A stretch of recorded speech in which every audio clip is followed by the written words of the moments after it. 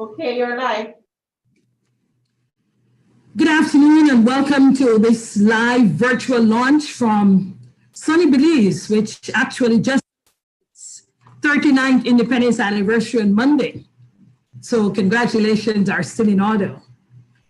My name is Anne-Marie Williams. I'm the former and the first executive director of the National Women's Commission in Belize, having served for 10 years.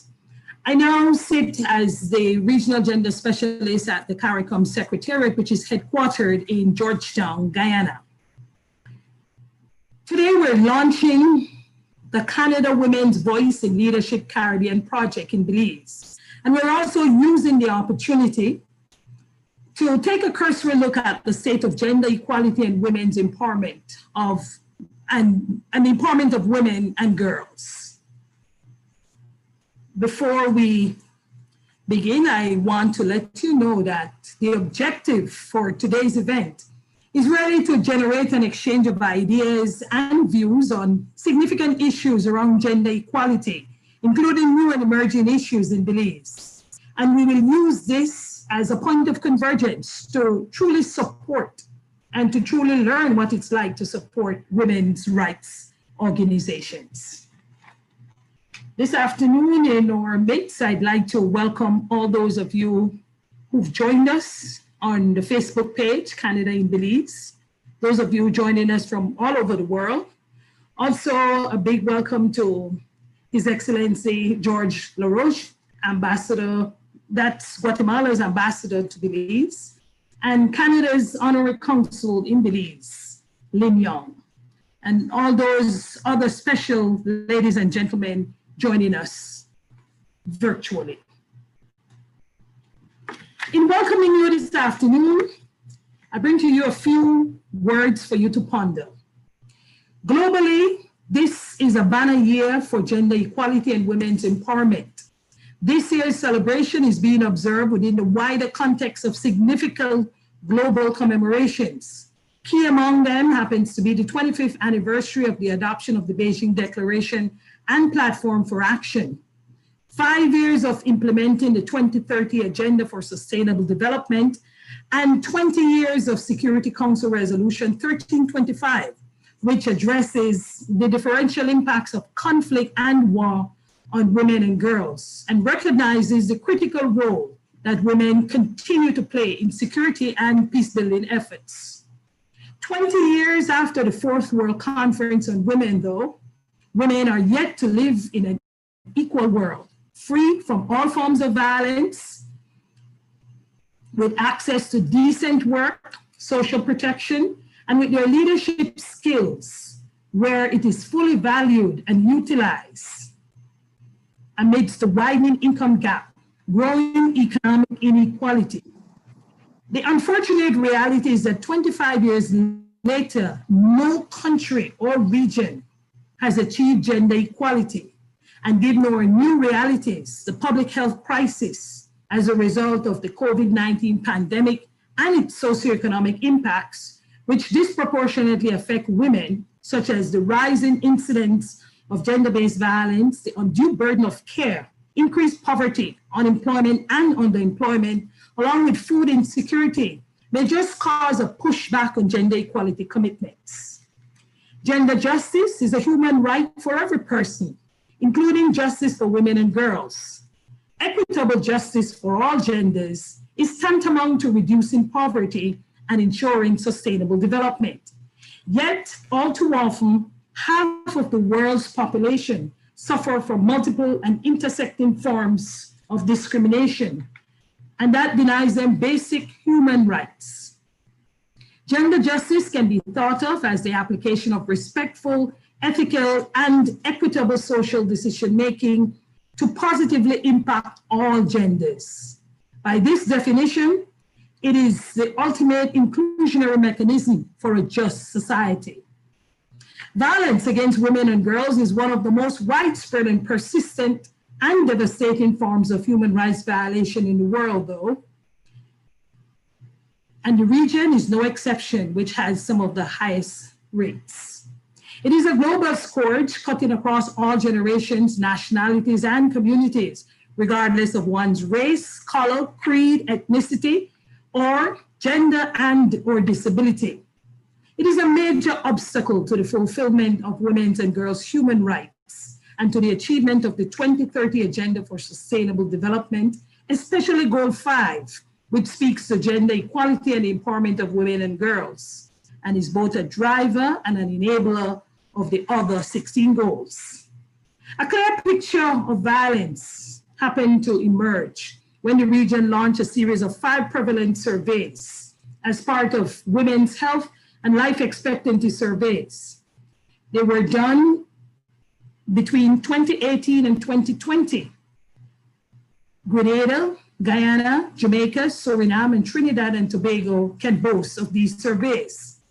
The global average indicates that 1 in 3 women is affected by some form of violence during her lifetime, while in Grenada, Jamaica, Trinidad and Tobago, and Suriname are in line with the global average. In Guyana, it's 1 in 2 women between the age of 15 to 64. And 50% of those women who were surveyed in 2019 did not tell anyone, not even the police, of their abuse. Globally, 3/4 of all parliamentarians are still men.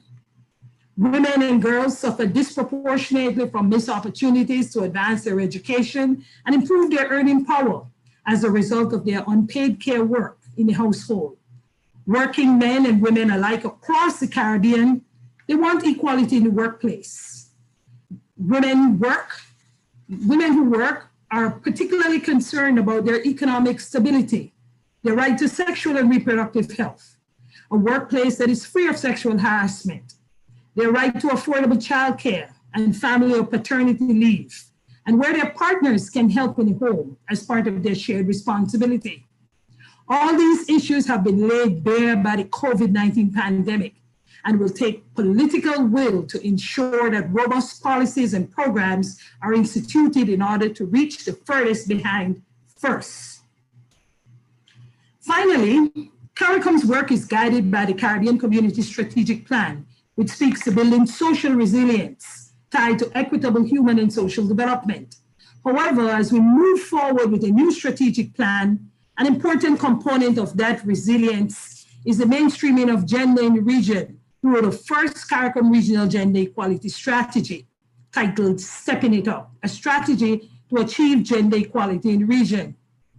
The document seeks to address these issues directly, is aligned with the strategic priorities of the community, and addresses the gaps as a way of informing better outcomes for its members, more than half of whom are women and youth. This CARICOM Gender Equality Strategy has 7 thematic pillars that are aligned with international commitments and frameworks, including CEDAW, the Beijing Platform for Action, and the SDGs. And these priority pillars are gender equality, freedom from violence, economic empowerment, good governance, access to health services, inclusive quality education, and sustainable natural resource management. The strategy also supports gender mainstreaming as a vital tool for achieving gender equality. And with that, I really want to welcome you to this afternoon's presentation. What we'll do, we'll have a panel discussion, and each of the panelists will have 5 minutes to speak on their particular topic, and that will give way for a short discussion, after which we'll come to an end. So I want to impress upon everyone to be mindful of the time. You have all of 5 minutes to make sure that you get your points across so that we could have a lively discussion afterwards. So I will be introducing you all, and afterwards we will begin. So our first panelist is a very important woman in our midst, Rita Raditis Renaud. She's the High Commissioner of Canada to Belize and Resident Ambassador of Canada to Guatemala. She's been in the position since October 2018. She has previously served Canada in Moscow and Mexico City and has held numerous positions in Ottawa, with Global Affairs Canada and other Canadian government departments. She's a champion for gender equality, and in the last few years has advocated especially for the rights of Indigenous women and has chaired the Gender Equality Donor Coordination Group in Guatemala. Give a round of applause for Rita Raditis Renaud. Our next panelist is Kim Simplice Barrow, and she's a special envoy for women and children right here in Belize, and she's a strong advocate for the rights of women and children, Ms. Kim Simplice Barrow. Cynthia Williams is up next, and she's the Executive Director of the National Women's Commission in Belize. Amina Doherty is the Project Director of Women's Voice and Leadership of the Canadian organization Equality Fund. And then we have Carrie Jo Ford Lynn, the Director of the Australesbian Foundation for Justice, and she's based in New York. We have our panelists joining us from New York City, Guatemala City, Antigua and Barbuda, and of course, in Belize. So ladies, panelists, I want you all to begin. It's 5 minutes. I'll be clocking you all. And let me just say that the Canadian High Commissioner will be talking about the commitment, Canada's commitment to gender equality. At the same time, she will be launching the Women's Voice and Leadership Canada project. Ms. Kim Simplice Barrow, she will be speaking about gender equality and women's empowerment from Belize's perspective. Amina Doherty will be talking about empowering Indigenous and other vulnerable Belizean women and girls. Carrie Jo Lynn will zero in on leadership and voices of women from the LGBTQ community in Belize. And Cynthia Williams will be giving us Belize's commitment to gender equality, talking about its advances and the challenges that Belize has been experienced. Ladies and gentlemen, ladies and gentlemen, right? No, we have two. Ladies and gentlemen, so you can go ahead, starting with the High Commissioner. Yes, well, good afternoon, and it's certainly a pleasure to be part of this panel. I welcome all of you to this discussion today. And I'm very excited to be launching an exciting gender equality initiative in the Caribbean that includes Belize as a priority country. I will get to the details in a minute, but I first want to talk about why gender equality is important and why we work to ensure women and men have equal opportunity to realize their full human rights and potential to contribute to national, political, economic, social, and cultural development, and to benefit from the results. Can you hear me? Yes. Canada strongly believes that to eliminate poverty, it is necessary to ensure participation of every member of society in the democratic and economic life of the country. Great advances have been made in the empowerment of women and girls, but enormous challenges remain. Canada has a long history of supporting the equality of women and girls in Belize. We have been working with established partners to develop training programs that link women and youth, educational institutions, and employers, and help to strengthen the governance of national climate change planning, making it more inclusive of women. We have also supported through our Canada Fund for Local Initiatives, the building of capacities of young Belizean women and girls, and raising awareness about the need to put an end to the violence against women.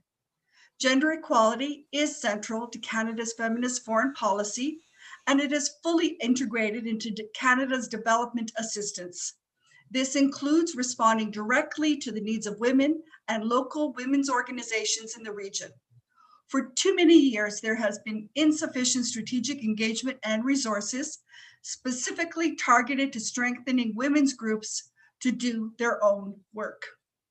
Many women's rights organizations have made significant contributions through the commitment and passion of women volunteering their time and expertise to make lives better in spite of structural and systemic barriers.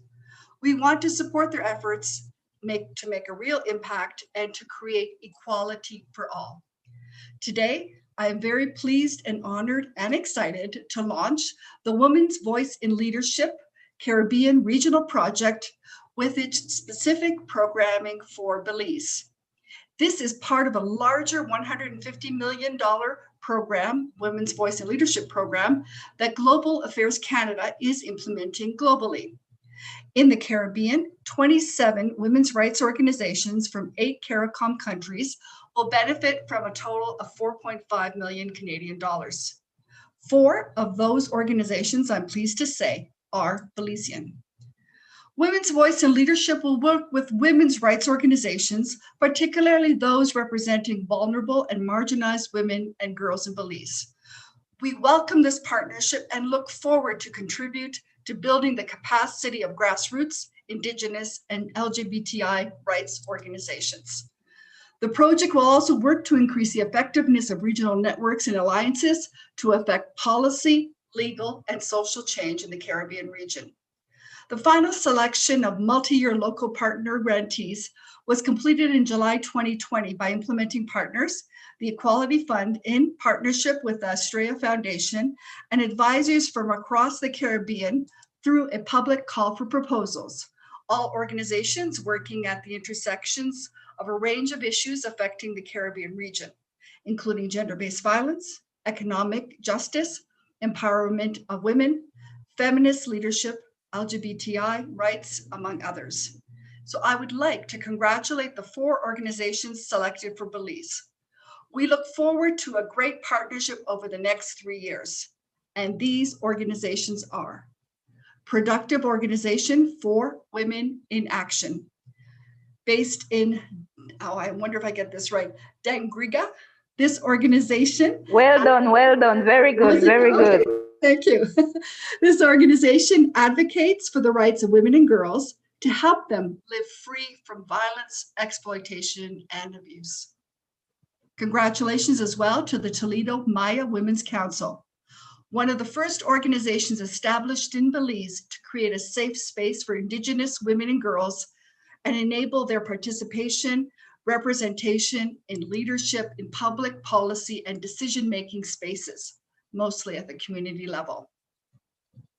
Congratulations as well to the Promoting Empowerment Through Awareness for Lesbian and Bisexual Women, which has a mission to achieve social, economic, and gender justice for all women in Belize, with a particular focus on lesbian and bisexual women.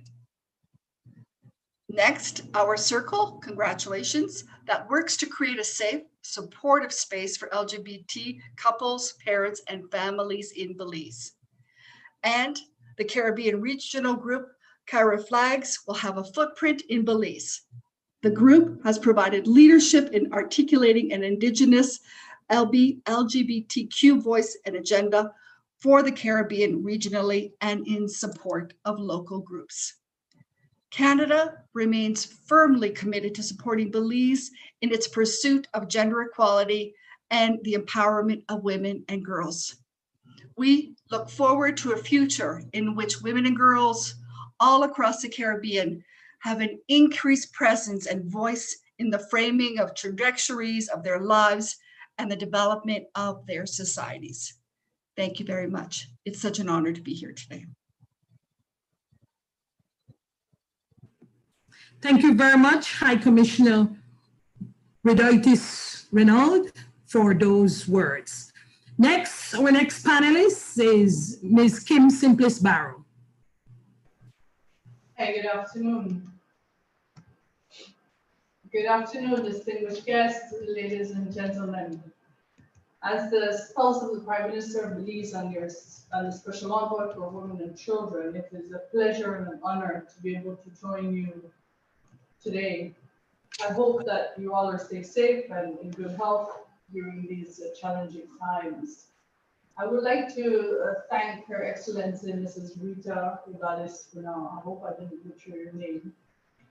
The High Commissioner of Canada to Belize, for inviting me to provide brief remarks on the topic gender equality and women's empowerment, a Belizean perspective. It is well known that Women's empowerment is a critical aspect of achieving gender equality. In fact, I believe that we cannot have one without the other. When we speak about empowerment, we are referring to the need to increase a woman's sense of self-worth, her decision-making power, her access to opportunities and resources, her influence and control over her own life, and her ability and freedom to effect change. Countless studies, reports, and good practices all over the world have provided solid evidence for the irrefutable fact that gender equality is an imperative to sustainable national development. We know that women and girls thrive within enabling environments that guarantee their human rights. And when women and girls do well, the entire society benefits. We also know that the structural and systematic barriers that prevent women and girls from accessing their rights are underpinned by traditional patriarchal values that sustain gender inequality. It stands to reason then that for our societies to move forward, everyone must be engaged.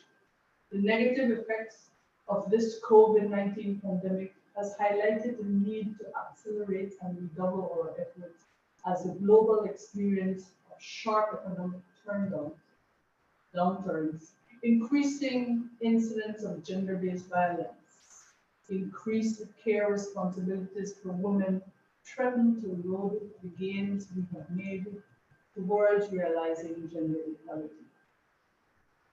As Belize's special envoy, empowering women and promoting gender equality has been one of my top priorities. And through my office, I've undertaken several projects and initiatives to empower women and girls and advance gender equality in Belize.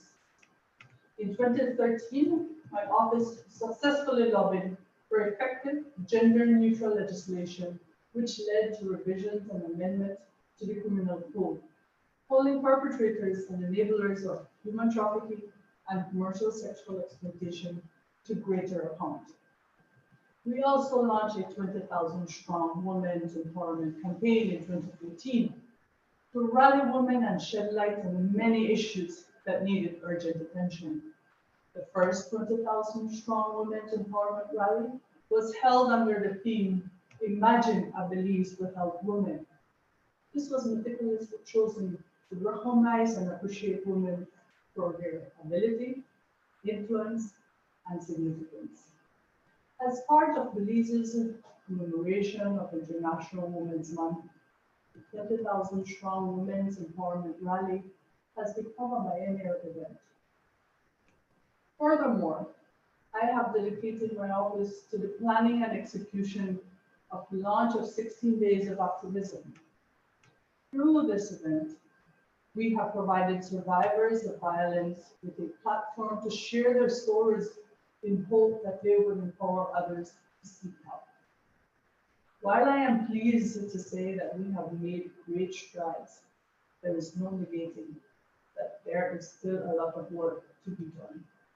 Women still suffer from lack of access to decent work, gender wage gaps, and the face of occupational segregation. They are often denied access to basic education and healthcare, and are victims of gender-based violence and discrimination. Still, I am not disheartened, but optimistic. Over the years, I have come to realize the power of collaborative action, and it is encouraging to know that countries such as Canada are also aware of the fruits that can be born when countries work together towards a common goal. In this case, the goal is to improve performance, management, and sustainability of women's rights organizations, particularly those representing vulnerable and marginalized women and girls. In closing, I believe I speak for the people of Belize when I say that we are looking forward to continued relationship with Canada and other partners so that we can continue to make greater and more sustainable progress for women and girls. Thank you very much also. And our next speaker is Cynthia Williams, the Executive Director of the National Women's Commission. She will remind us about Belize's commitment to gender equality, the advances made, and some of the challenges. Cynthia? Hi, good afternoon, and thank you very much for the invitation. The National Women's Commission, as the policy advisory body to government, we always are very happy to participate in spaces that build partnership and strengthen collaborative spaces that support and enhance the work that government undertakes towards gender equality and the elimination of gender-based violence. So I'll try to really be very concise within the 5 minutes allocated, although it will definitely not be enough, looking at the advances as a country we have undertaken and looking at the most recent, especially efforts of Belize. So I was asked to talk about advances and challenges. And I think one of the things that really, like many countries, Belize faces is the need for us to really work in a multi-sectoral coordinated approach that guides national policy decisions. And so Belize was, in looking at that particular challenge, we underwent the strengthening of national coordination entities such as the National Gender-Based Violence Committee, which included issues of gender within its mandate and its scope of work. Added to that, because we know the importance of building a stronger connection and linkages between community engagement and public policy, the other processes that were involved as part of these efforts were also the development of the district gender and gender-based violence committees in an effort to build those linkages between the local level, local context, and national policy decisions. And so Belize was very happy to be able to engage our different partners who provide services both in the government sector and in the non-government sector by bringing them together on a platform that on a continuous basis assesses and looks at the gaps and challenges that persons facing gender-based violence face in Belize.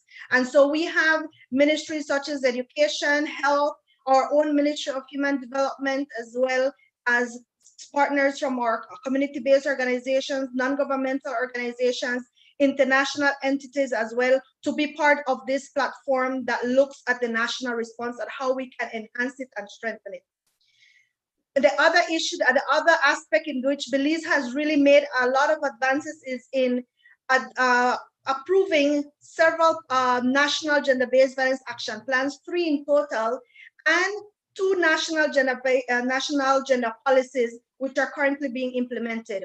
And so all these different efforts look at building and strengthening this multi-sectoral approach, because we know one of the other challenges that often happen is silo implementation. And this may be due to a lot of issues such as financing constraints. And in some cases, some of these entities even have limited capacity to be able to engage other partners, issues of democracy as well. And so from a coordinating entity, the National Women's Commission then undergoes and believes that in coming together, we would be able to pool our resources and creatively address the issues that our country faces. And in terms of additional advances, I think one of the areas in which the country felt it needed to really look at is really delineating and the role and responsibilities of the gender machinery in Belize. We have one area that looks at the policy development issue and the coordination, which now falls under the National Women's Commission, and the acts and providing concrete services to victims and survivors of gender-based violence, which is now provided strictly by the Women's Department. In addition, the restructuring of the Women's Department to include support to families is another way of advancing the work, so that then people would be able to access the work of the department, not only in terms of facing violence, but also issues that family face. And for that, we are very happy to be able to then provide a more holistic package for families whenever they access the Ministry of Human Development. One way that government has also advanced quite a lot is through our legislative and policy framework. Over the years, we've been able to amend and change legislation to increase protection for victims and survivors. Some of these particular changes include the Criminal Code, the Domestic Violence Act, CSEC, human trafficking laws, but also in terms of the policy framework is the development of domestic violence protocols for police officers, as well as sexual violence protocols. And even as we go on, we continue addressing the different gaps that still exist, and we are in the process of revising and strengthening those two particular protocols as well. One of the areas that I think Belize has also made advances is our continued public awareness and education campaigns that we have taken for many years, with particular messages addressing areas such as men's engagement, community and individual responsibility, perpetrator accountability, and of course, looking at the state responsibility. And through these avenues, we hope we are challenging and we are bringing forth the need to challenge patriarchal attitudes that are embedded within our society, because we could recognize that that is the major challenge that affects the impact of the strategies and interventions that Belize has set forth. And so it's important for us to be able to address it holistically, engage partners at different levels, not only at the policy level, but also at the local level, community level, and ensure that everybody feels included and that they are bringing in also their own perspective so that we do not leave anyone behind. So in terms of those very key advances, I think Belize really stands as a leader in the Caribbean, even though there are other issues such as the issue of data collection. We recognize and we strive to work forward towards strengthening them. For example, one of the current issues that we are working on is the development of a national platform that provides evidence-based opportunities for policy development and decision for government. So in all, very briefly, those are some of the areas where we've seen advances and try to really address some of the challenges that many countries also face, similarly to Belize. Thank you, Cynthia. I was saying, I hope she wraps up. I hope she wraps up because I don't want to cut her. She took more than 5 minutes, right? But thank you very much for that. The next speaker is Amina Doherty, and she will be talking about how to empower Indigenous women and other vulnerable women and girls in Belize. Amina? Hello, everybody. Thank you for having me. And I'm based in Antigua and Barbuda, I'm very, very proud to say. So I am very excited to be joining this space as the director of the Women's Voice in Leadership Project, which, as you know, is supported by Global Affairs Canada in partnership with Estrella. This is a project that has been long in the waiting, and we are really excited to be announcing partners. We have, 27 partners from around the region. And I think what's really special is we have a few of those partners here on the call who will be able to not only introduce themselves, but introduce the nature of the work that they do. And so they have the voices to speak themselves of, what they're doing in Indigenous communities, in rural communities, and so on. So I'm really looking forward to hearing from them as well. I'll just say a few words just in regard to the Women's Voice in Leadership Project itself, as an initiative that really centers a feminist funding approach. And what that means to us is supporting organizations with flexible funding, with core funding. We really trust women's rights organizations and LGBTIQ groups to do the work, and we want to ensure that that the resources are in the hands of the folks that are doing the work on the ground.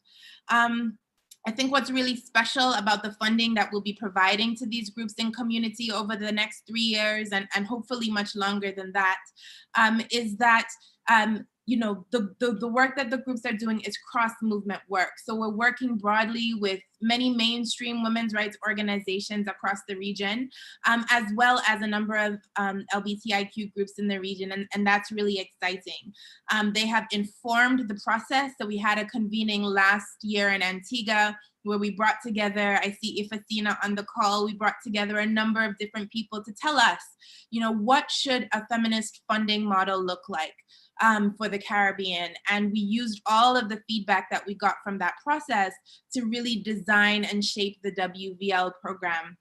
I think what's really exciting is more than just getting this money out of the door and into the hands of women's rights organizations, is that we have an opportunity here to really center Caribbean feminist movement building and organizing. We have an opportunity to build those relationships and strengthen those connections through networking, alliance building. We have the opportunity to build capacity at a regional level as well as in local communities. And you know, the range of organizations that are being supported is amazing. It's diverse. We have young feminist groups using digital activism, to groups like Power that, you know, are doing such amazing work, particularly with young women and girls in community. We have folks from our circle on this call right now. So I'm not going to take all of my time. I'm actually going to cede to Carrie Jo from the Estrella Foundation to be able to share a little bit, and then we will actually pass it over to our partners to say a word or two about the work that they do. So Carrie Jo, over to you. Thanks, Amina. I'm actually based in Jamaica, home right now, transplanted from where I usually live, which is Washington, D.C. It just makes so much sense to be home in these times. And we're so excited to partner with the Equality Fund on the Women's Voice and Leadership Program. As is a sign of the times, homeschooling is happening in the background. So if you're hearing noise, that's what's happening. You know, we're excited to be in partnership, not just with the Equality Fund on Women's Voice and Leadership, but with all these amazing partners in Belize, in the Caribbean, because of the phenomenal work that they've been doing with so few resources. One of the things about how we fund is that we provide core support because it is important for us to fund each of these organizations based on the priorities that they have. We want to make sure that the way that these organizations feel that they need to be moving, self-determination, really important to us in the region, is a principle by which we also stand by and align. You know, our WVL Caribbean grantee partners, they include emerging as well as established organizations that operate in rural areas and also urban areas. And as you know, I'm going to mention they're intersectional. They represent young women, Indigenous women, sex workers, the LGBTQI communities, and they work at the intersections of gender-based violence, economic justice, feminist leadership, climate change, and so many more.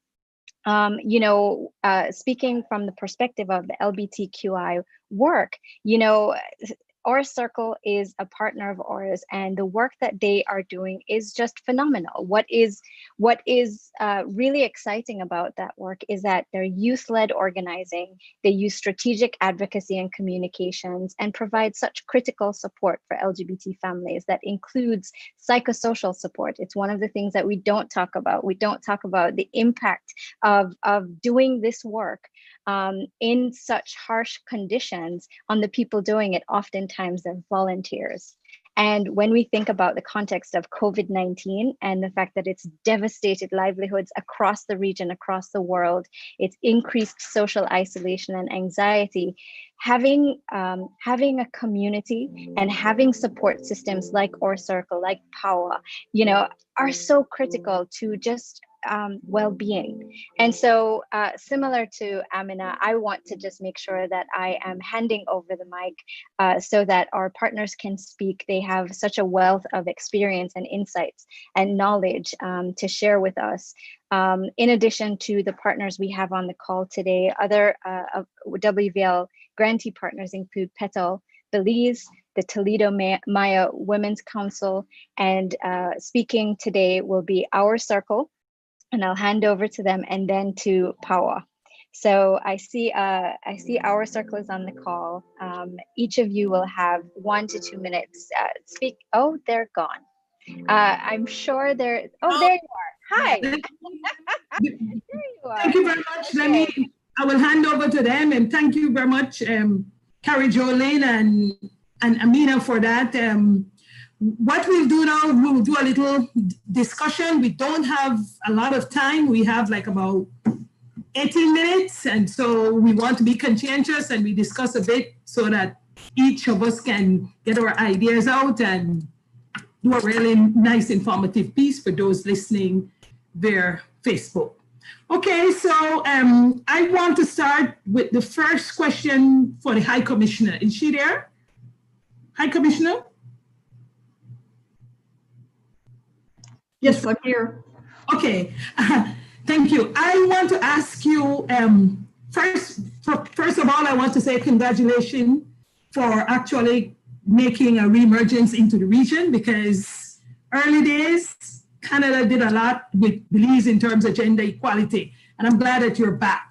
But in terms of the Women's Voice and Leadership Caribbean Project, how is this different? What are you planning to achieve in terms of the long term where gender equality is concerned? How do you see it? Long term, when I look at gender equality, well, first of all, thank you very much for the question. I think that, what's really key when we're looking at, in a lot of ways, what kind of program that we need to have in a particular region, I think that it's really important to, first of all, listen listen basically to those that are, very much to listen to what we're hearing from, from Belizeans, from different organizations. And I think that that's extremely key, because I think that it's important in developing anything that you're not going to do it in some sort of a vacuum.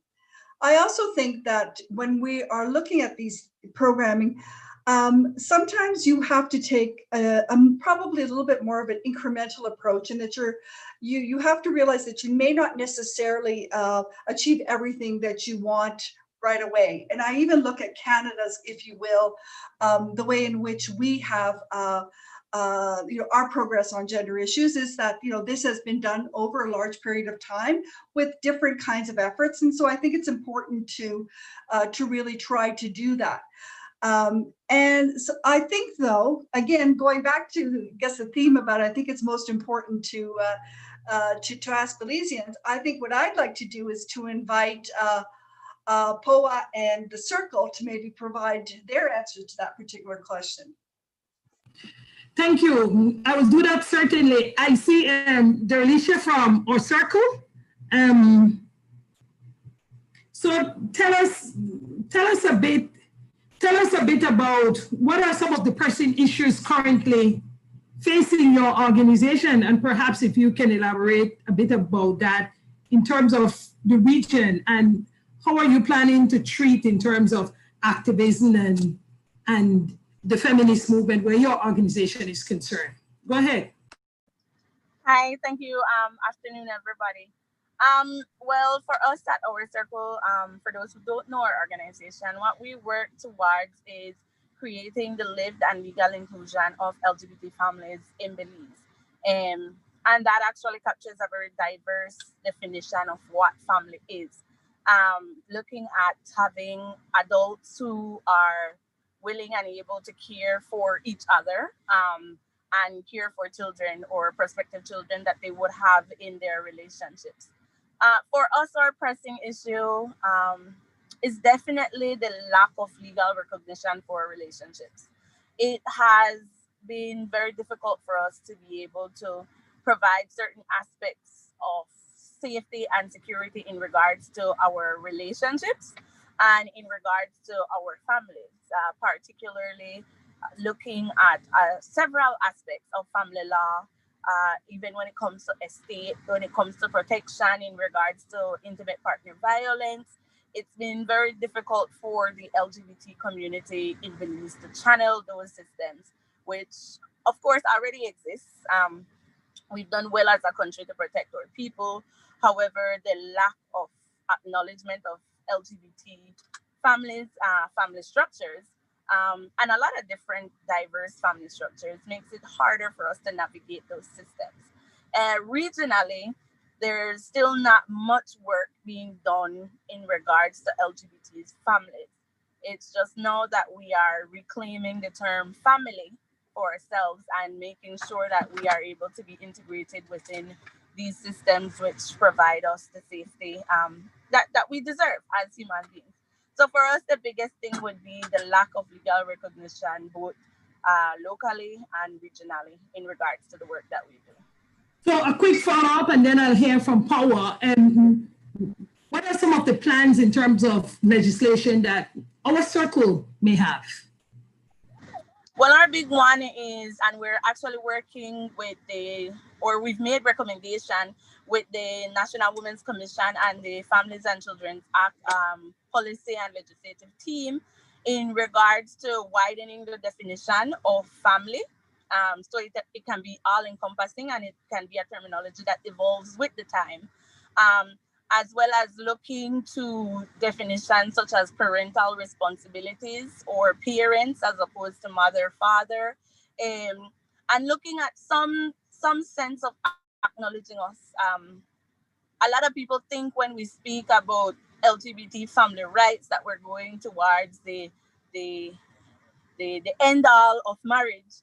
But we've also seen in America where there is same-sex marriage does not mean that you still have the rights that you're supposed to be given to. So we're looking at getting the rights that we deserve as individuals who have a right to a family, the right to create a family, and the right to create a family that they can protect.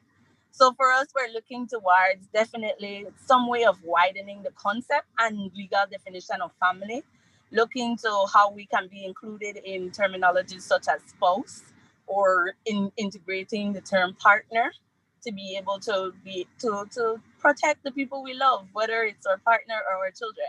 So that's pretty much what we're working on at this point. For the past, I think it's been 18 months, prior to the COVID-19 pandemic impacting us here in Belize, we were also working with the Statistical Institute of Belize so that we would be able to get some form of same-sex national data from the SIB. The Census 2020 that was supposed to be rolled out was going to give us the option to claim the person living in our household as partner. So we actually moved a bit further in regards to that. However, COVID took us back 10 steps. Because next year the census will happen. So time is going, so I want to hear from somebody else. Thank you very much. Thank you for that intervention. So if you could, is Michelle on the call from Power, or who is from Power? Oh, Efesina is, who is there from Power? Yes, both of us. We are here. All right, okay. Three of us are here from Power. Okay. So I want to ask a question so you could get a bit of, we spoke the other day in terms of some of the stereotypes that continue to be perpetuated and things like that. It's 25 years of Beijing, as you know. Our history, our culture have contributed to stereotypes and everything that's sometimes wrong with how we live. But do you really see things changing? And what are some of the inequalities you hope to see change in the near future? Well, first of all, I really appreciate what our circle said and their point of advocacy as it relates for inclusion and respect for everybody as human beings. And at Power, I think that is one of our major team as well, to ensure that everyone is protected and respected as a human. And while we look at women in relation and girls in relation of a patriarchal system, in relation of years of subjugation and oppression, and we see that the gains we have made sometimes turn around as a backlash. And we see some of that happening where we have quite some misogynistic views, very violent towards women, and very controlling and subjugating. So the idea of then pushing forward in terms of ensuring that we reclaim our spaces and looking at feminist movements that we have a proud history of in the Caribbean, as you know, Miss Anne-Marie, and you being one of the persons that, who continue to champion that. And just this Saturday, I am proud to say, with the support of the WVL funding, we were able to launch our transformational feminist leadership workshops, where we're able to take these seemingly fancy words and bring it to our community women with our masks and our social distancing, And it was such a powerful, powerful day we had. I am still on a high, being so proud that, you know, our people are able to fully grasp and understand and articulate in their own way, in their own stories. You should have heard the stories about transgender. I just said, write a story. And the story we got was about the duck, the drake, taking care of the eggs, and how this guy came and said, look at that duck that was punk. You guys understand what I am saying, right? But that brought a whole level of understanding and discourse for us to understand what it means to protect those that are most vulnerable and to protect those that are most in need. And let me say, the person who brought the story have some beautiful ducklings, the duck hatch. We have quite a bit of duck, and we were naming them, but I'm just showing you how transformative and how powerful the work is just in our stories. Efesina, you want to zero in on something quickly? And I mean quickly, sorry. Well, I mean, how about that? I mean, we are so grateful and appreciative of the opportunity to be able to do the work and have the support consistently. That has always been our concern, is consistently have the support to do this work, because we know it's important, very valuable work that we're doing. And most of the time we've had to do it at our own personal sacrifice. So finally we get this kind of support, and it's a little ease for us, and we can just feel really rewarded that, okay, now we have the support to keep on doing it, to keep our doors open for the girls to be able to come, the women be able to come. We can continue to do our very rich work, and we don't have to be stressing like, well, how we're going to afford to keep this up. Well, thank you very much, Michelle and Efesina. And yes, I want to say this kind of work sometimes can be thankless, but it's very costly and it's very necessary. And oftentimes people don't realize it, but we're privileged to do this kind of work because it's very much needed. Okay, thank you. I want Amira Tewel now from the Toledo Maya Women's Council. I see her in line. Amira, talk to us about some of the challenges you're experiencing with trying to promote and encourage Indigenous women into gender equality.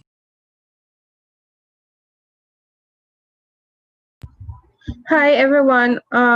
In response to your question, there are several inequalities that we see in rural communities. One is a recognition to voice your opinion, the right to equally participate in discussions, especially when it relates to your well-being, to your safety. When it comes to politics, you know, we are part of it, but only when it comes to campaign. If you are to share your opinion on how you would like to see campaigning be done, you know, the opinion is disregarded simply because it's not the man's way of doing things. So that's a very huge inequality there. When it comes to our work with girls, we find that it's challenging simply because the level of machismo in rural Toledo is still very high. And while we are focused on encouraging girls to stay in school, a lot of the head of households, which still is not a shared role, you know, deter us from our objective, because the fathers and other men in the community refuse to see education as an equal right for girls. It's so how do you see the Women's Voice and Leadership Fund helping you to educate and to make those same girls, and by extension their parents, very much aware of their space, their opportunity to express themselves?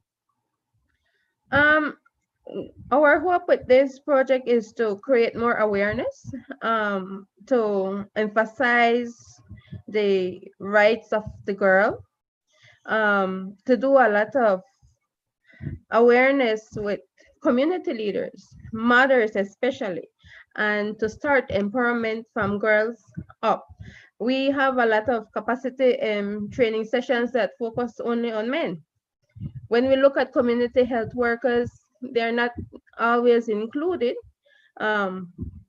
We still have some communities that have men community health workers, and that kind of create a divide. So when it comes to accessing our resources, health, education, writing, participating in politics, we don't have the proper representation. So our objective with this project is to minimize and to bring out girls from the girl up, and not specifically focusing on women, but more girls. Okay, thank you very much. You're welcome. Is there somebody from Petal?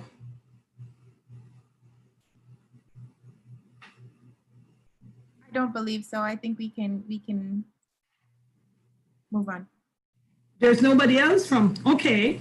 Okay, so then let's open the discussion then and hear a little bit about what are some of the issues we're working on and some of the issues we're facing. Cynthia, you want to talk to us a little bit about how you see Belize's history and culture shaping some of the stereotypical style of doing things, and is it really changing? And if you feel it's changing, can you cite a couple examples for us?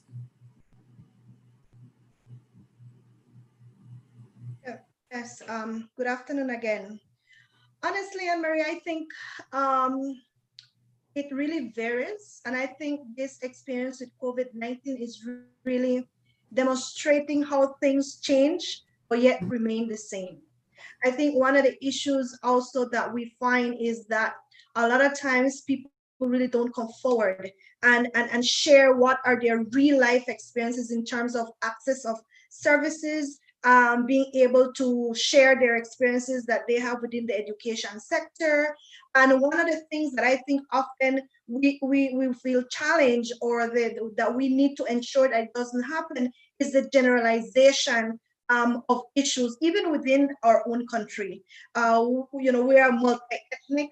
When we look at issues that Corozal faces versus issues that Toledo faces, Cayo and Belize, while some of them may be similar, they each have their nuances. And I think we need to ensure that when we implement or any strategy, develop any policy, we ensure that those nuances are included within these particular interventions. And I really liked Amira's and Michelle's and even our circle's interventions, because really and truly it demonstrates the complexity of the work that is required to address gender equality. Because a lot of times, when we look at the different cultures, those embedded patriarchal values manifestate themselves in a variety of ways. But at the end of the day, women and girls are the ones who end up getting the shorter end of the straw. And so it's important for us to recognize that, yes, there has been advances when you look at the legislative framework. We still have a long way to go. And one of the things that, from what I hear in terms of this particular agenda and some of the work that we have been doing over the last 2 or 3 years, is really to build the capacity and hopefully engage civil society, smaller organizations who have that contact with those communities, who would be able to then provide the information that is required to guide policy. And I think that is something that we are aiming at through the work of the district committees as much as possible. A system will never be perfect, but at least to be able to engage community organizations such as POA, such as our circles, such as our Toledo Women's Council, to be able for them to tell us, this is how these policies affect our lives. These are the things that we need to change. Because we're dealing with behavioral changes, we know that will take a long time, but we're working towards that. Okay, I have to cut you, but thank you very much for that answer, because I'm being signaled it's a minute left on the call, so I have to wrap up. I really want to thank all the members of the panel, High Commissioner Rita Raditis. I'd like to thank Kim Simplice Barrow, Special Envoy for Women and Children, Cynthia, yourself as head of the National Women's Commission, Amina Doherty as Project Director for Women's Voice and Leadership of the Canadian Organization Equality Fund, Carrie Jo Ford Lynn, that is the Director of the Australia Lesbian Foundation for Justice based in New York. This afternoon, we were treated to a very short panel discussion on gender equality and the empowerment of women and girls. We also meet the 4 partner organizations that the Women's Voice and Leadership Caribbean Fund is working with. We want to thank all of you who have been involved, and particularly the High Commissioner for launching the Canada Women's Voice and Leadership Caribbean Project in Belize. You've been a wonderful audience. I'd like to take the opportunity to wish you all the best and continue as we move forward with 25 more years of gender equality and women's empowerment in Belize and the region. Thank you. Thank you, everybody. Thank you, everyone. Thank you very much. Thank you. Thank you all. Very good discussion. I learned a lot. Thank That's you. over. All right. Thank you. Bye. Bye-bye.